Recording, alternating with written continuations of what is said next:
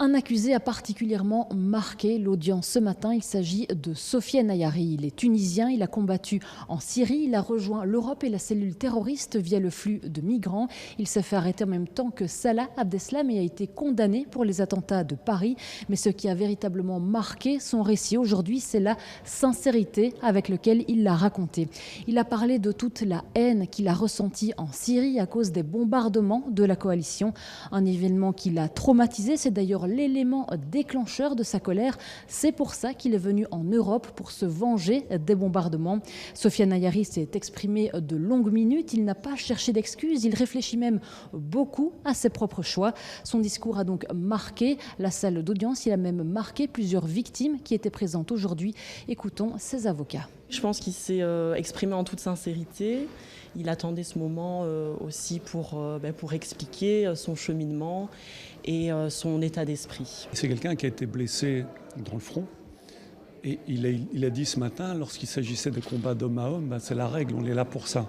En revanche, à Homs, suite à sa blessure, il est confronté à une autre réalité qu'il ne connaissait pas, qui effectivement, c'est la réalité des bombardements de la coalition. Une réalité dans laquelle, lorsqu'il levait ce matin, même il a expliqué la nuit, il fallait évacuer des civils, des enfants de sites qui pouvaient être bombardés. Et finalement, ce vécu-là, ce traumatisme-là, a déclenché chez lui des choses qui étaient, il l'avait dit aussi en France, émotionnellement, qui ont eu du mal à pouvoir être contrôlées. Les autres accusés ont aussi donné leur point de vue. Pour Abrini, les attentats en Europe sont une réponse aussi au bombardement de la coalition internationale. Salah Abdeslam, lui, estime que le gouvernement belge doit reconnaître sa part de responsabilité et même s'excuser auprès des victimes. Finalement, peut-être qu'on a plus appris aujourd'hui sur les accusés que lors du premier jour de l'interrogatoire consacré à leur personnalité. Voyez la réaction d'Aline Ferry, avocate pour les parties civiles. On a un sentiment de dévoilement quand même dans le chef des accusés qu'on ne retrouvait peut-être pas forcément au départ. J'ai l'impression qu'ils tombent quelque part les masques et qu'ils donnent leur version des faits. Ce sont des éléments également qu'on ne retrouvait pas dans les auditions. La crainte de tous et de toutes les victimes depuis le début de ce procès, c'était que les accusés ne parlent pas. Aujourd'hui, je vais dire, il y en a 8 qui ont choisi de parler et qui ont choisi de livrer leur version. Je pense que c'est quand même un élément positif qu'on peut retirer.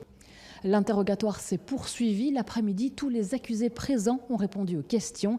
Alors certains témoignages étaient plus confus que d'autres pour plusieurs questions. Certains accusés ont même invoqué leur droit au silence, notamment concernant les armes de la cellule terroriste qui ont disparu depuis les attentats de Bruxelles. Même s'ils ont parlé, il est donc possible que l'on n'ait pas toutes les réponses aux questions à l'issue de l'interrogatoire des accusés.